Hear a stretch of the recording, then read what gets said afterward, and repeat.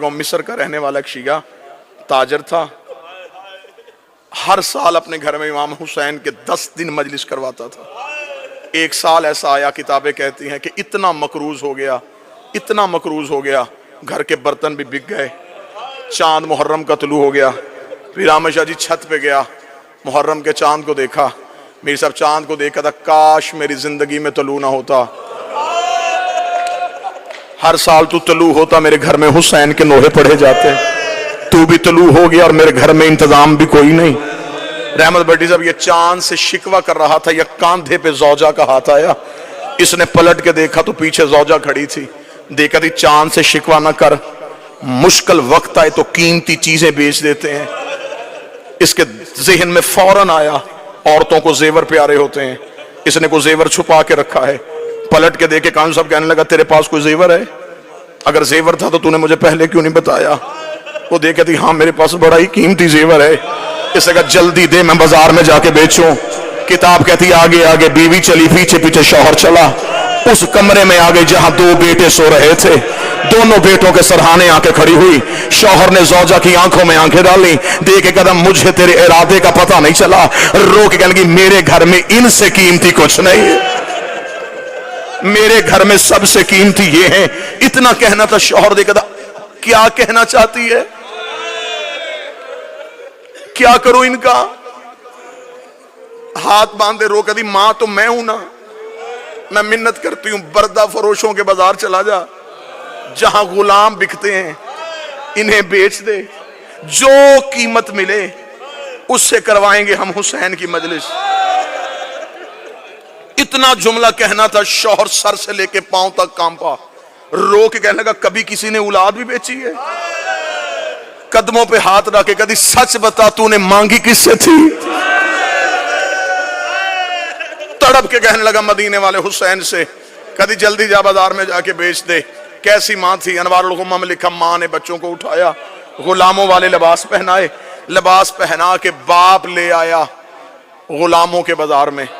صبح سے لے کے شام تک آوازیں دیتا رہا غلام لے لو، غلام لے لو، غلام لے لو. قیمت تھوڑی دے دینا، محنت زیادہ کروا لینا. شام تک کوئی گاہک نہ آیا. تھکا ہوا باپ زمین پہ بیٹھا، بیٹوں کے سر سینے سے لگائے، منہ بقیہ کی طرف کر کے کہتا رسول کی بیٹی میرا مقدر. بی بی میں تو گھر سے بچے بھی لے آیا تھا، شہزادی تجھے میری عزاداری منظور نہیں ہے. ابھی یہ شکوہ کر رہا تھا. خان صاحب آپ کے لیے جملہ پڑھوں.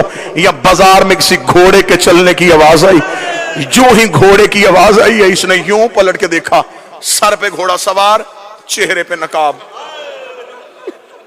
آواز دے کے کہنے لگا غلام بیچے گا؟ بیچوں گا.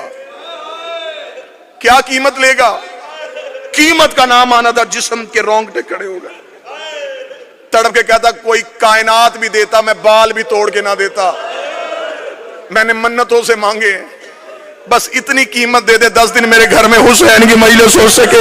اب مجھے نہیں پتا یہاں کون بندہ ماتم کرنے کے لیے اتنا جملہ کہنا تھا.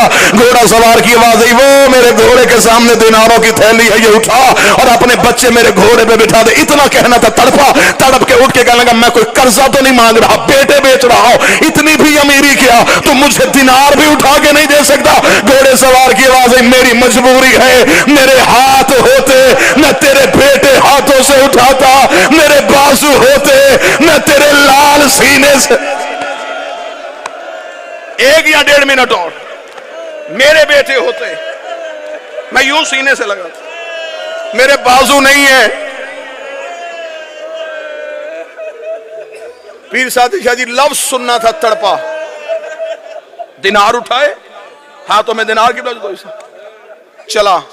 دروازے پہ ماں بیٹھی تھی، خالی ہاتھا ہوا. باپ دیکھا، آنکھ میں آنسو آئے.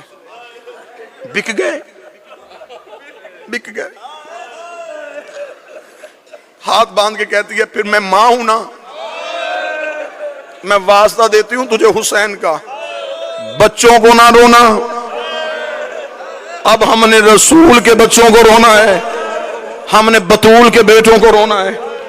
جا مصر کی جامع مسجد میں جا کے اعلان کروا میرے گھر میں ہے غریب کی مجلس. مومنین آ گئے، مجلس ہوئی. लोग घरों को चले गए, आखिरी आधा मिनट, रात का वक्त, माँ भी छत को देख रही, बाप भी छत को देख रहा, न माँ की जुबान पे शिकवा, न बाप के चेहरे पे नदामत। आधी रात को माँ उठी, शौहर के कदमों में बैठी, रो के कहती सिर्फ पूछने ये आई हूं किसके हाथ बेच के आया है। तड़प के कहने लगा कोई चेहरे से शरीफ लग रहा था, बाजू उसके थे कोई नहीं। पीर साहब जी आखिरी जुमला पढ़ने लगाओ, अभी माँ की हाय निकली थी या दरवाजे पे दस्तक हो गई, मोमना तड़प के दरवाजे पे गई। इसने दरवाजा खोला, एक काले बुरके वाली बीबी दोनों बच्चों को गोद में उठा के खड़ी थी। ये देख के कदम में गई थी, बीबी इनसे कोई गलती हो गई, मैं माफी मांगती हूँ, इन्हें नौकरी का तरीका नहीं आता, ये पहली बार किसी के घर गुलाम बन के गए थे। उस बीबी की आवाज आई, हम बेटे देते हैं लेते नहीं है। रो कभी तू जो गलियों में बेटे दे रही है, तू कोई हुसैन की माँ है। रो के कभी तू सारी रात मेरे बेटे का मातम करती रही, मैं सारी रात तेरे बच्चे गोद में उठा के कभी करबला कभी शाह रो रो के कहती रही, उठ हुसैन तेरा सदका ले